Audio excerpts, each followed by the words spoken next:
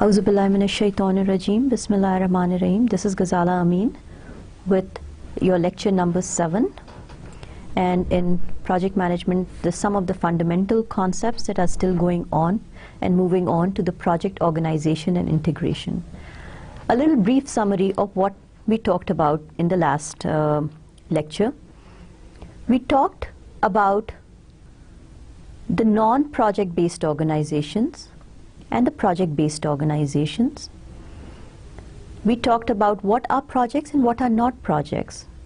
Then within the project-based organizations, we talked about the organizations that are in its infancy stages of thinking, yes, we want to get into it, which are the functional organizations, and some organizations which are the epitome of having that mindset of effective and efficient implementation and meeting the time constraints and meeting all of the triple constraints, not just the time constraints of the project, and understanding the importance of the delivery, having the work ethics and the professional ethics of understanding and managing the work and the project processes will probably fall under, will not just probably, will fall under the category of projectized industries. In between would be the matrix organizations. Within the matrix organizations, organizations that are just kind of trying to get to the project-based or projectized industries are considered more of functional matrix or the weak matrix. Matrix organizations which are in between will be considered the balanced matrix. And then the project matrix or the strong matrix organizations. Very few projectized or project industries in the world, many more in the balanced matrix, and multiple more and mostly in the form of functional organizations. We also talked about the importance of how complicated it is for a project manager to manage and deliver in a functional or a weak matrix situation. Most of the time, these project managers do not have a full-time role managing that particular project and generally do not have the title project manager. They tend to have titles as project coordinators and project expediters. Starting from a balanced to strong matrix to project-based, you tend to have a full-time allocated person with the title of project manager for handling projects. You also tend to have full-time resources allocated under you to deliver your project scope. And hence the team development becomes a little bit of an easier task for the project manager because the responsibility and accountability is simplified in this situation. For smaller projects which don't have a very stringent deadlines, you can survive in a functional and a weak matrix organizations. However, we all need to understand that the large and complex projects need to have full-time resources with very stringent processes in place, and they should be situated in a balanced to project-based organization. Depending on the needs of the project, you can also have variation of being in a situation that fulfills the definition of a functional organization, or on the same note, all of it because of the needs of the project, you could be put into a situation where all processes and all your resources are following the typical pattern of project-based organization. Moving on, let's see what other things we have. out there for you. While we talk about all these situations, one thing that is consistent is the role and responsibility of a project manager. Think of this project manager as this one person who's directing a choir. Multiple people running around doing their own little thing. And you have to train them, discipline them, to follow your processes, follow your orders, to have the professional ethics or the responsibilities that you actually require them to have from the beginning. Sometimes you have to train them. You have to motivate them. You have to resolve conflicts. You're doing multiple things to ensure that your work, your project meets its intended goal. And you're that one person in between the whole world of craziness. Project manager, and I've used that example before, and it would be wonderful to use this example again and again later on, is that one person who's juggling with multiple balls, like that juggler out there. But this time you're not just juggling with tennis balls, you are juggling with little eggs. And you cannot allow any of those eggs to fall on the ground, because any time that one egg falls on the floor, there's a mess that gets created. And a little bit of I'm becoming a little philosophical when I talk about the mess being created, because more people you have trying to clean that mess will complicate your life as a juggler who's standing in between, and while you're trying to juggle with other ball or other eggs, there are people trying to gain your attention or grab your attention. So, having said that, you are that one person with multiple things going around. A project manager needs to have the key general management skills also. It encompasses planning, organizing, executing, and controlling operations of an ongoing enterprise or an ongoing project. So those are the general management skills. General management skills also require foundation for building project management skills.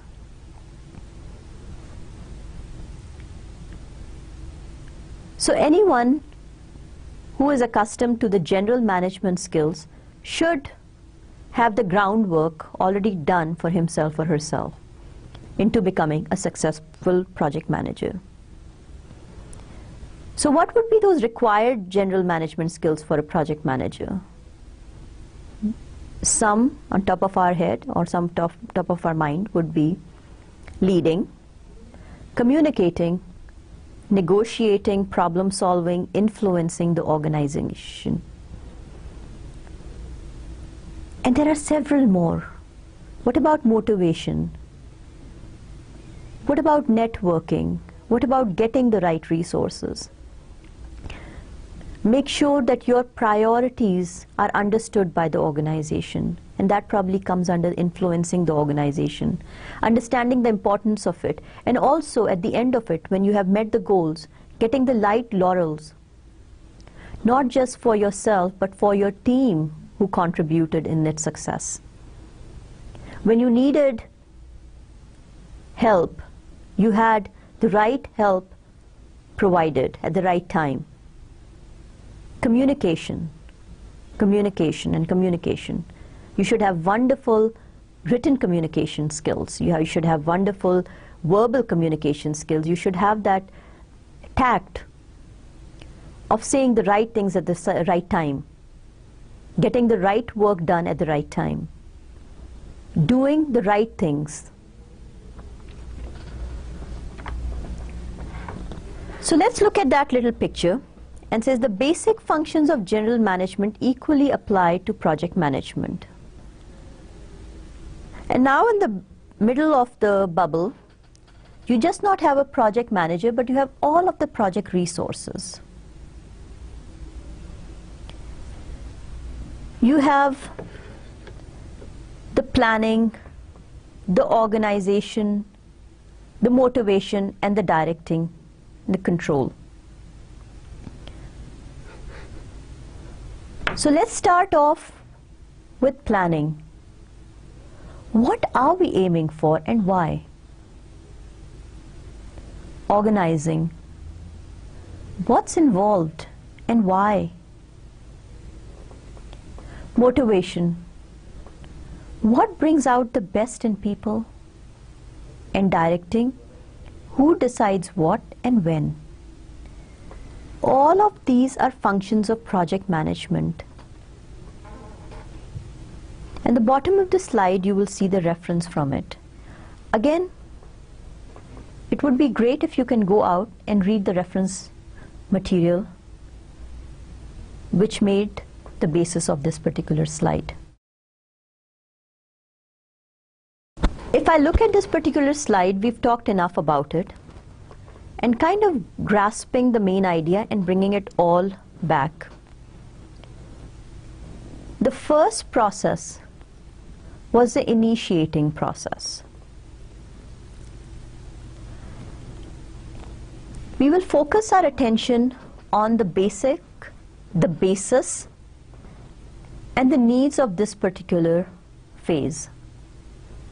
It's the starting phase of the project. Looking at the bell curve, your project organization and you have minimal number of resources assigned to it, and you have to make the most and the best out of what you have to understand that is it beneficial for you as an individual, and you as an individual from a project organization, is it beneficial for you and your organization to continue to put your effort and work into it? What is the customer trying to achieve, and why is the customer trying to achieve those targets? So let's focus on the initiating processes of the first phase of the project life cycle.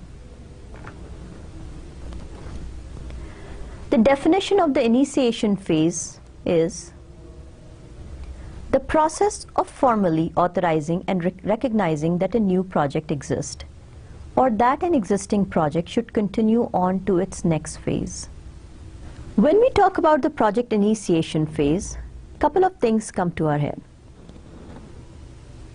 The required end product from the project is described at a very high level. And again, why is it at a high level? Understanding the bell curve again is that you don't have a lot of resources, you have minimal resources working on it. So it's the customer's mindset of what the customer wants to achieve is only the objective that you have in your hand as a project manager right now. There has been no time spent to dig in. The customer may or may not have done their own little feasibility study to understand the benefit of this project. If they have, then you will have a little bit more information. The company makes a decision of whether to go ahead with the project. Now it is your own project organization, with its limited resources, with its minimal resources, making that decision of understanding, will it be beneficial for my company or my organization to put in the effort, and at the end of the day, will I make substantial profit off of this? Remember, money is not always the main target. There are situations when organizations tend to do a certain project for certain other needs that they're trying to achieve or meet, or if it is in compliance to the vision of meeting certain objectives in the next 5 or 10 years. And if it is confusing you guys, let's look at an example. The smaller software development company has this offer of doing a small project from a big marketing giant. Even though the profit margin is very slim, because you are just coming up, you would love to have, or you would love to have their name represented on your portfolio as you as an organization having worked for that big name. You would love to take up that project. And in some situations, you know that you may not even make any profit on this scenario. But it would be getting your foot into the door, and there will be multiple other situations just by looking at your work with this retail giant would actually be coming your way. So whatever the reason is, if your project organization tends to believe that it is in compliance to the vision, or it's in compliance with their business objectives, they may or may not decide to take on this project, and all this decision is done in the initiation phase of the project. Within the initiation phase of the project, all or any historical data pertaining to type of project is also reviewed. So this data could be obtained from the customer itself, or this data can be obtained from your own project organization or your own general scavenger hunt. Or you have done similar projects before, and that makes your life a little bit easier because now you're making or building something similar. Within the project initiation phase, with your minimal resources, a wise investment will be to get some expert judgment of staff or SMEs, which are subject matter experts, need to be procured to understand the cost benefit, or to do an analysis of what is required and what will it take for successful completion of the project. All that work that gets done during the project initiation phase result in several things. One of the more important tangible documents out of this particular phase is a project charter. Another important activity is assignment of a project manager. Remember, from some of the last slides that we reviewed, within the project initiation phase, or prior to the project initiation phase, the marketing representatives or the marketing department goes out, sees an opportunity, creates a business opportunity document, and brings in this project. At this point in time, depending on the project organization and where you lie within the matrix situation or the functional or the project-based organization that we discussed last week, a project manager will be assigned. So you as a project manager will be assigned to this project during the initiation phases. At this point in time, another important activity will be going on. Is another process, is identification of stakeholders. And remember, stakeholders are many. But what you're trying to achieve at this point in time is to find the right stakeholders who will contribute to successful deployment of your project or successful execution of your project. And these will be the project sponsors who will support and review / approve the activities of the project.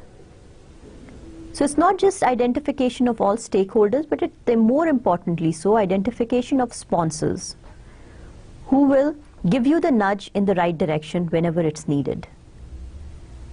In the upward communication phase of the project also, these will be the sponsors that will be receiving the status reports. These will be the sponsors that will be looking and reviewing your project activities and approving it. These will be the sponsors who will also be part of your CCB board or the change control board. So they need to understand why the project was undertaken, the need for implementation at the right time and on schedule, and everything else that goes on with successful implementation of the project. So initiation phase will be the right phase to actually identify your project sponsors who will continue, hopefully, with the successful execution or throughout the life of the project life cycle.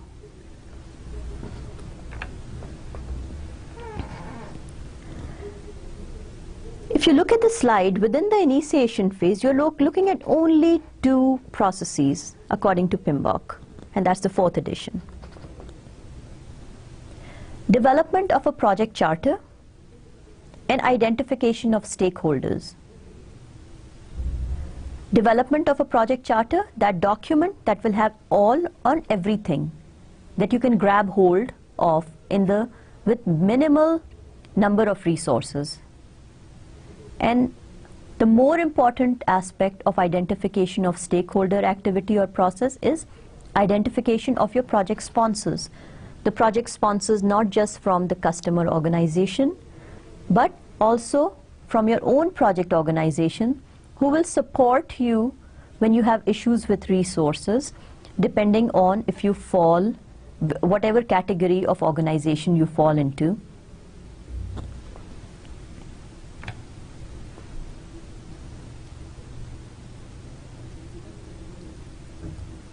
So having talked about the initiation phase,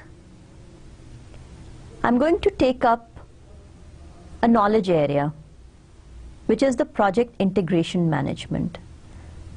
Out of the 9 knowledge areas, if we start off with the project integration management,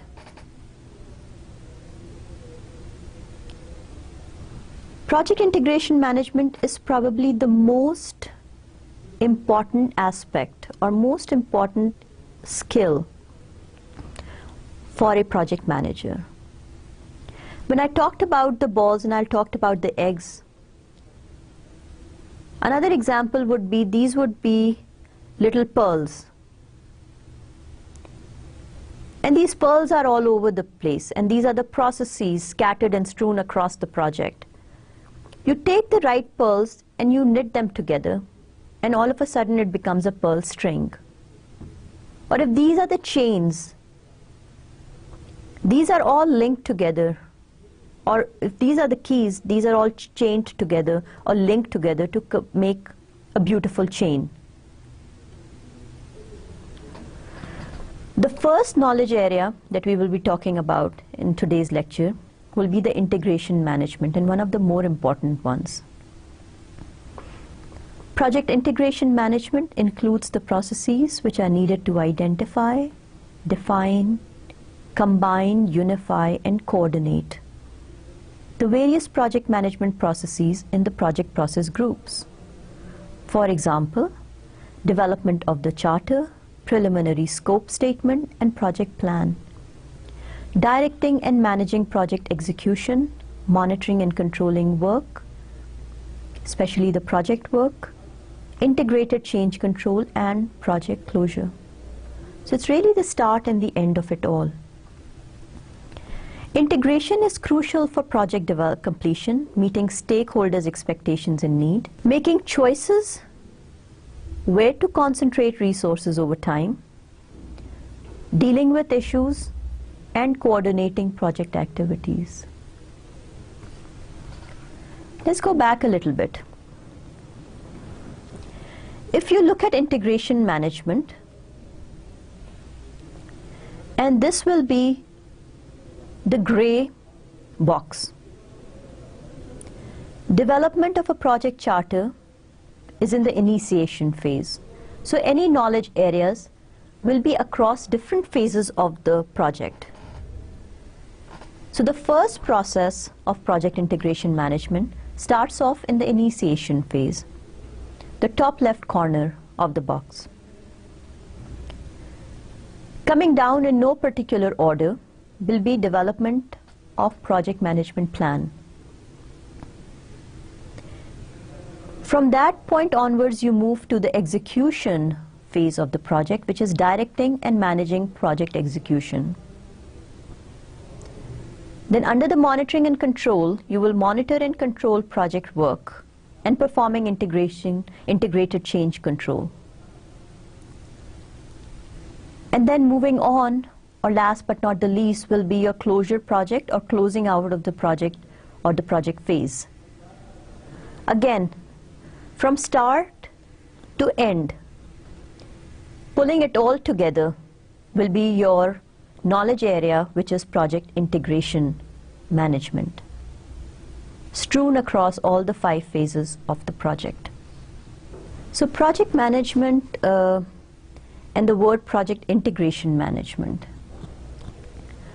Within the project integration management, couple of things that are important would be ensuring coordination of project elements, involving making trade-offs among competing objectives and alternatives, and bringing the project together.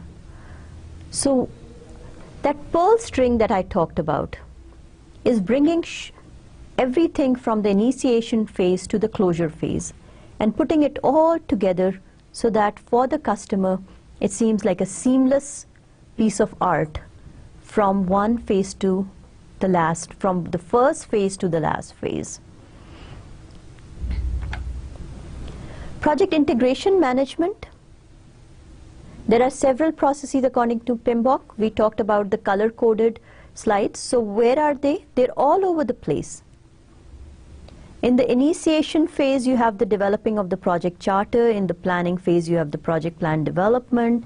Under the execution is directing and managing project execution. Control has 2 integration processes, monitoring and monitoring the control and controlling the work products, and then managing the integrated change control. And then closing would be the closing of the project phases. Every process, remember, has inputs, tools and techniques that are applied to get to the output. Some are core processes, some are facilitating processes. No matter what we use, we have to understand that every process, the 42 processes within the 9 knowledge areas, have multiple inputs, multiple outputs, and multiple tools and techniques that are applied to each one of them.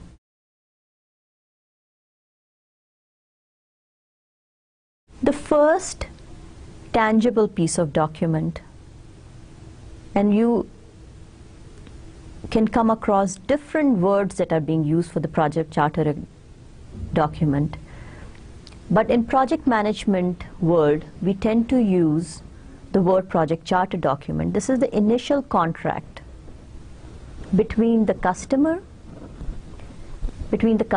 and the project organization.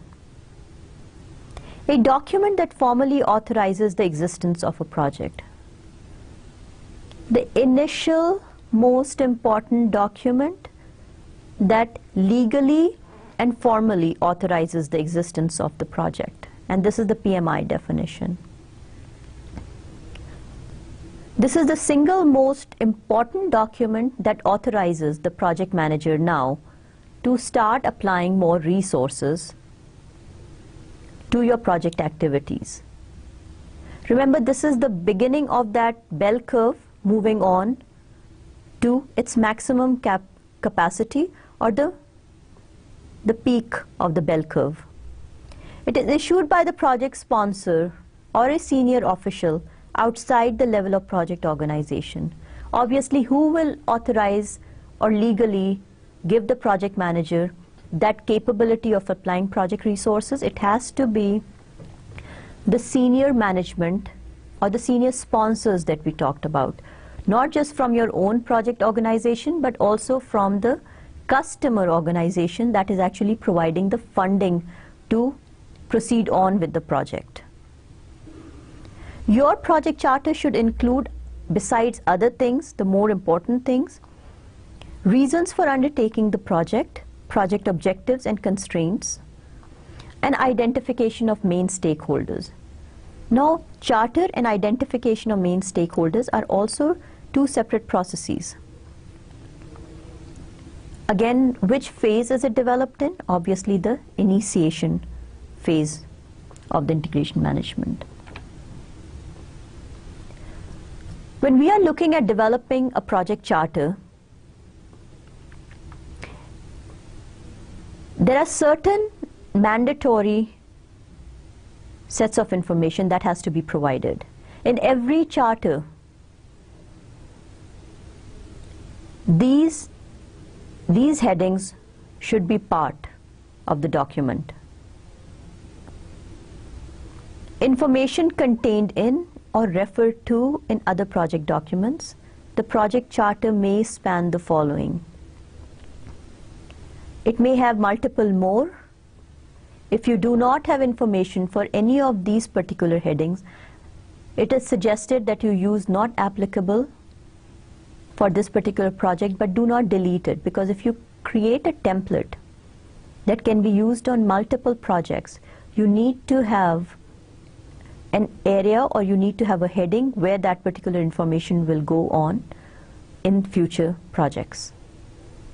An important thing is the project background. You need to have an understanding of what was the basis for the initiation of the project. Purpose for undertaking the project. Project justification. Why am I doing this? The requirements, as specific as possible. Stakeholders' expectations from the project. Assumptions and constraints.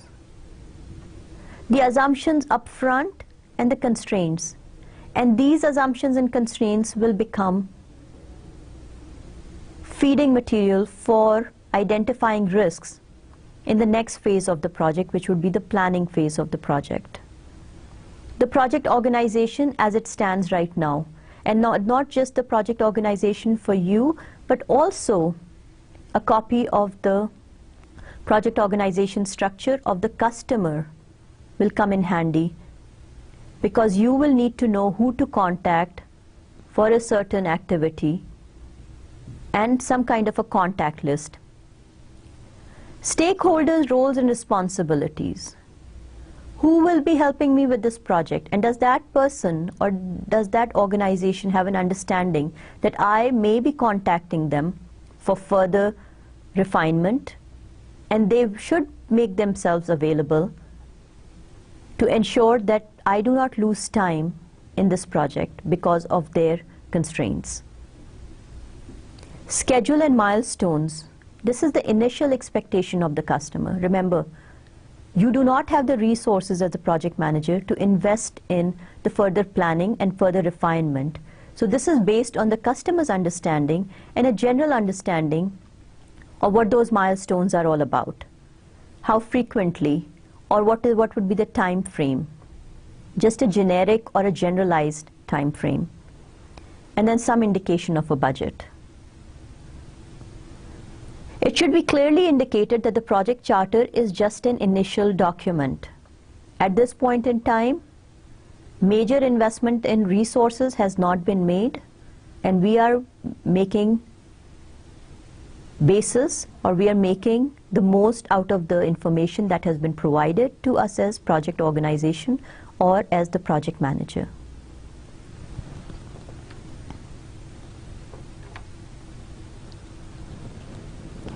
The next process that you see out there is the project plan development. And now you have moved on from the initiation phase to the planning phase of the project. And slowly and gradually resources are trickling your way, because after signing off the charter, you now have the formal or the legal approval to add or allocate more resources to this particular project. Hence, the start of your project plan. The definition of your project plan will be using output from other.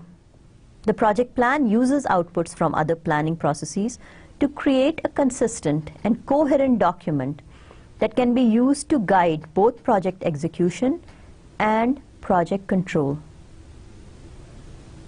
Project plan is not a document.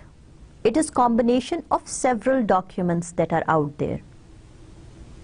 Just like initiation and just like the charter, you get all of the information and you pull it together as little folders or little files within the project charter document.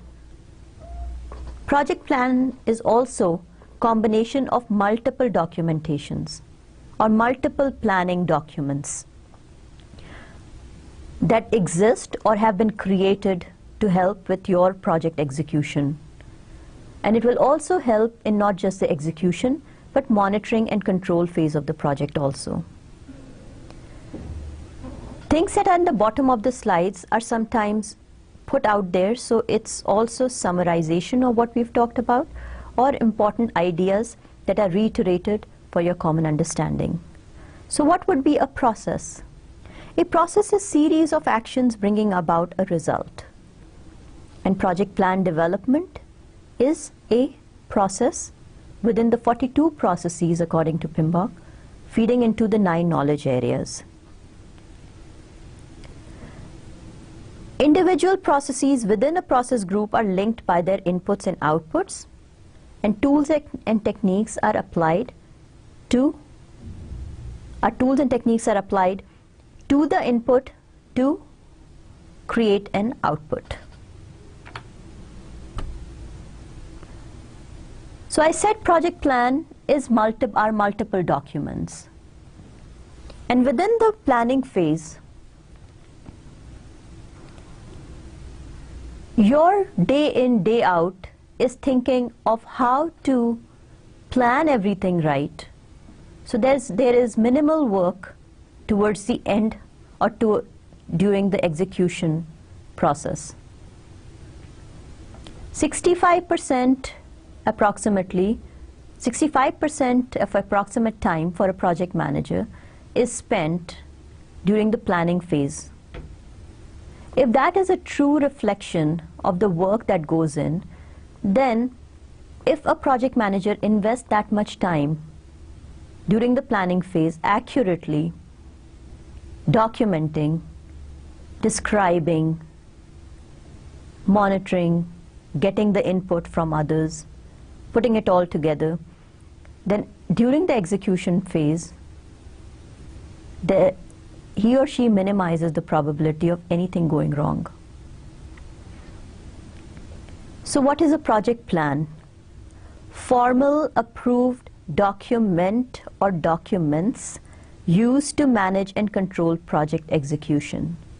Now let's talk about, when I said multiple documents, what did I mean? Your project plan would include project charter. That becomes the first.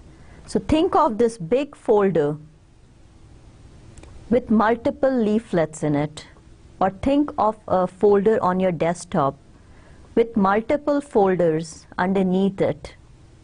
The first one being the project charter. The project charter has all of the information that was talked about in the earlier slides, including organization, some of the contact list, blah blah, and hence so forth. Another important folder within the main project plan folder would be your WBS. It's the work breakdown structure. And the start of looking at your project and dividing your project into subtasks from A to Z based on your understanding at that point in time. And at this point in time, you will start using your WBS to come up with task and resource assignments. Another folder within your project plan folder would be your major milestones and baseline target delivery dates. Risks, issues, change management plan, communication management plan, quality management plan, how you will be closing out your activities, the closure documents, the lessons learned document, part of the closure folder, Coming up, the technical documents, the how-to manual, the training and the skills development, what's the plan, what kind of skill sets are needed, and which organization will I be working with to provide the appropriate skill set and the training needs to fulfill my individual project's requirement and needs. All that planning will be done, captured, documented, and put together under the main folder of project plan. So project plan is not a document. Project plan is multiple documents, the formats or the templates without any content at this point in time, put in right spot, so when we start off with execution and monitoring and control, all these documents will be approved and provided and will be in easy access, so to be filled appropriately. Project plan is the most complete documents that helps the project team deliver tasks. More emphasis on project plan is more time is spent in the planning phase. Easier the life of the project manager is in the execution and the monitoring and control phase. And it's not just the project manager. It is the life of the team members also. Any issues that you see during the planning phase can be identified as risks, documented, set forth, shared with the customer, so a general understanding is developed in the initial phases or the planning phases of the project.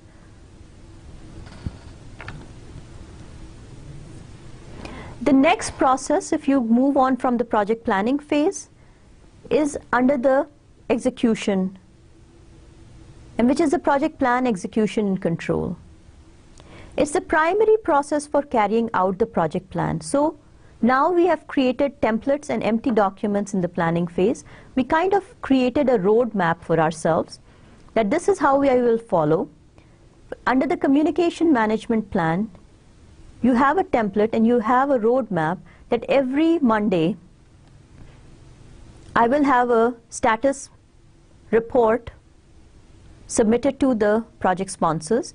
Every Friday prior to that submission, I will have my own team meeting to get status of where they are.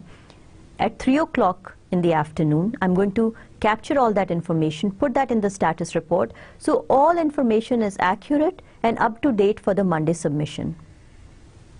All that information was put under the communication management plan in the planning phase of it.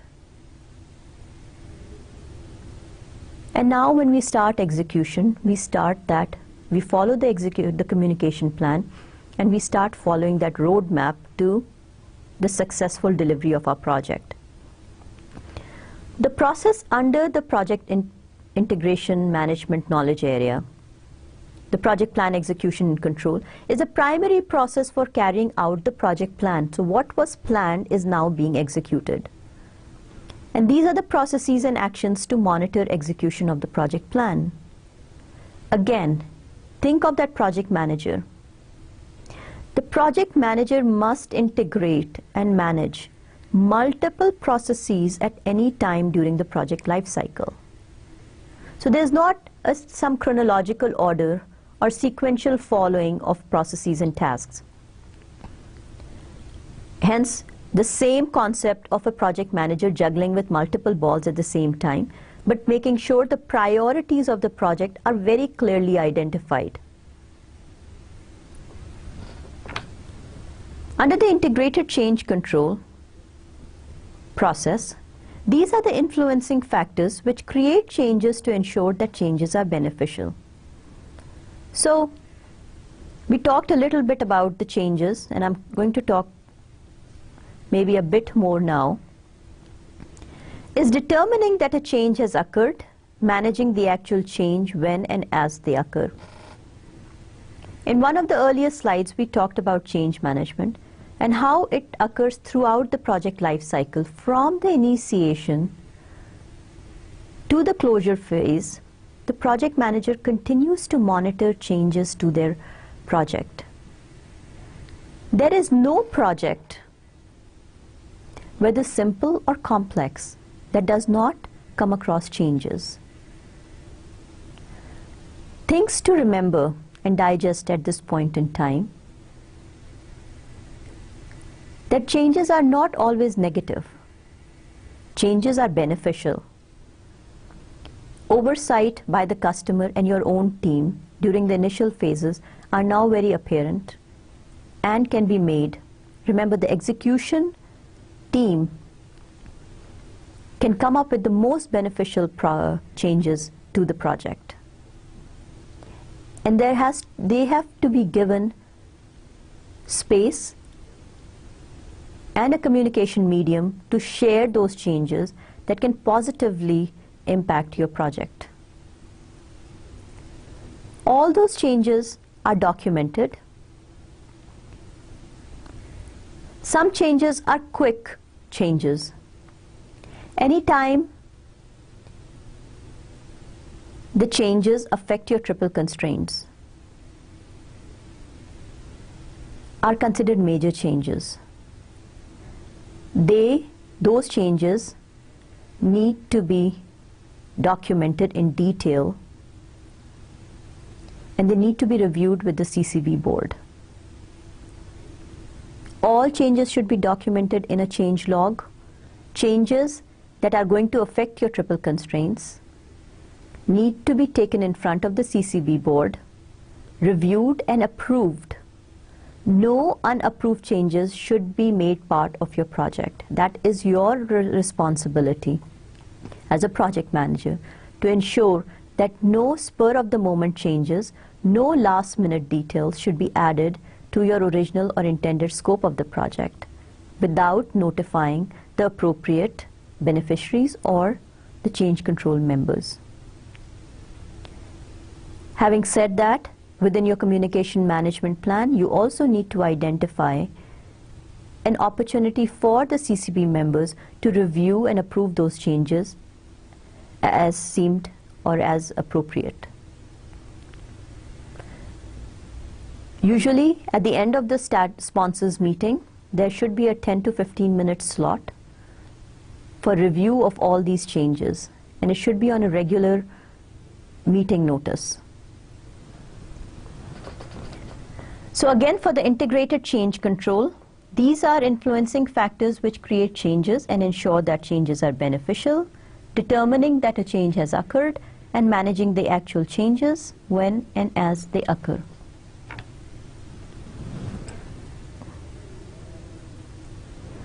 When you look at the project closure is one of the more important aspects which are always given less importance than what they are demanding or what they need.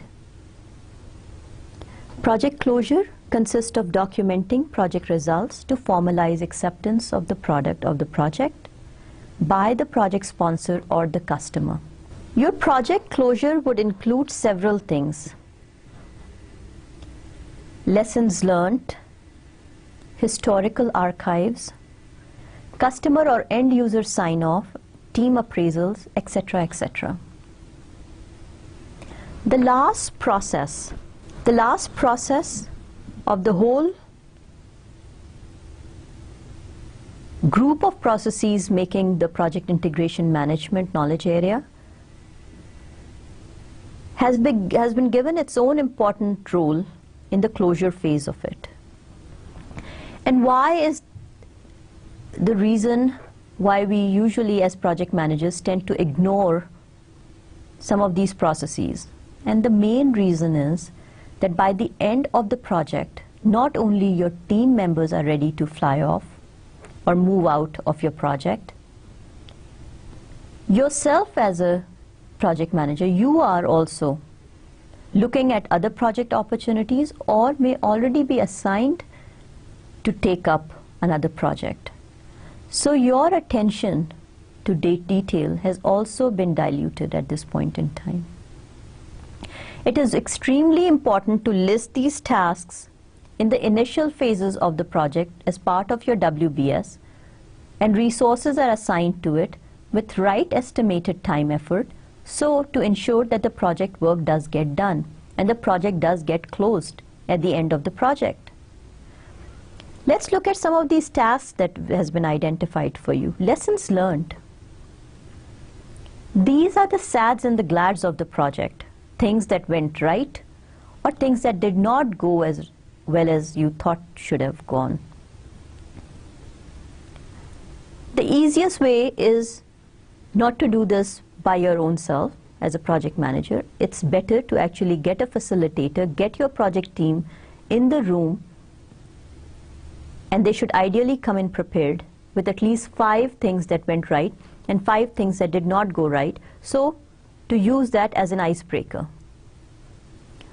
The facilitator starts off on the whiteboard with things that went right and things that did not go right.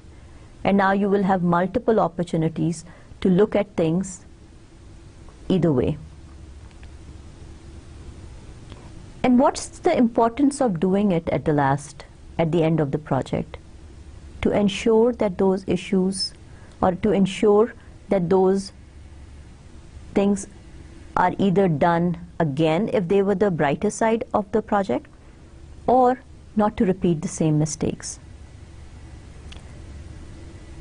Historical archives, all the documentation needs to be put together under the folder of the project and archived. CDs should be burnt and safely kept. Customer or end user sign-off should be acquired and procured at this point in time. And that will ensure that the intended need of the project is met. The team appraisals or the performance appraisals. As project manager, we have a mighty big responsibility on our shoulders, and that is to ensure that your team appraisals are done positively. It's called the constructive feedback. It's your opportunity to help develop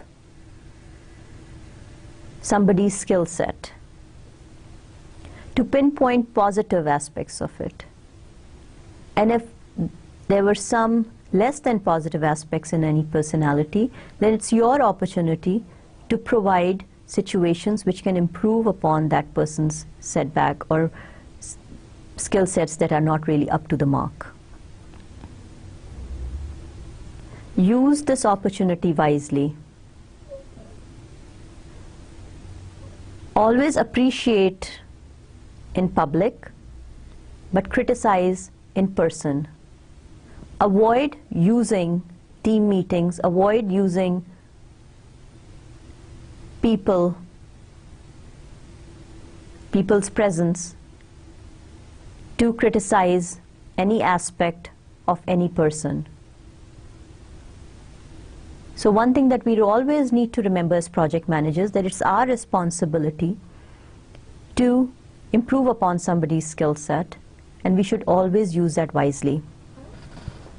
If we summarize everything that we talked about in this particular lecture, lecture number 7, we reiterated some of the thought processes that have already been talked about. We talked in particular about the project initiation activities. And what do we do in the project initiation cycle? With minimal resources, the best you can do is to gain most out of the customer and the customer's organization. We need to understand the importance of the charter document, and every information that you can grab hold from the customer needs to be added to your charter documentation, because that is the initial document that creates that legal binding between you as a project manager, the project organization, and the customer. The project manager gets that legal authority to apply more resources to the project after the sign-off from the customer on that project charter document. The charter document has many names in different organizations. We also hear about the word contract, we also hear about the word proposal, but the project management lingo uses the word project charter document, which is the single most and the most initial document that is created as a handshake or a legal document that is created between the customer and the project organization. We touched upon the first knowledge area according to PMBOK, and the knowledge area was the project integration management. And I talked about the start and the end of the processes. In the initiation phase, the first process obviously is creation of a charter document. Then we moved on to the planning, the project plan. And the most misunderstood word for project plan is creation of that work plan or the activities. Now we understand that listing of all the activities from taking the project to the start to the end is not a project plan. It is just a work breakdown structure. Project plan is the most complete and coherent document that helps us as project managers to, throughout the execution and monitoring and control of the project, including the closure phase. So project plan is are multiple documents that are created as part of the project planning phase. Then moving on to the processes under the execution and the control phase and the monitoring and control. The important aspect is that there's also a process out there for integrated change control. Whenever there is a change, it needs to be documented, and when you see an approved document or when you get an approved change, you go back to the drawing board, make sure that the planning is done for successful implementation of that change, go back to the execution, and then come to the closure phase. I continue to put in so much emphasis on the closure phase, and the reason is just the fact that none of us, and I think most of us, are guilty of spending less than the required time on this closure phase. But if we plan it all out well, and if we do it well, then the chances of our project becoming successful also increases multiple times. And we don't fall into the category of only 35% of the projects being successful. We do fall into the category of the 35% which are successful projects. Wishing you best of luck. Enjoy reading. Look at some of the relevant materials on the websites that are available for you to read. Look at all the reference material that has been provided. Review the presentations and the slides that have been created for your understanding, and get the most out of this lecture. Wishing you all the best, and I will see you next week with lecture number 8. Allah Hafiz and good luck to you.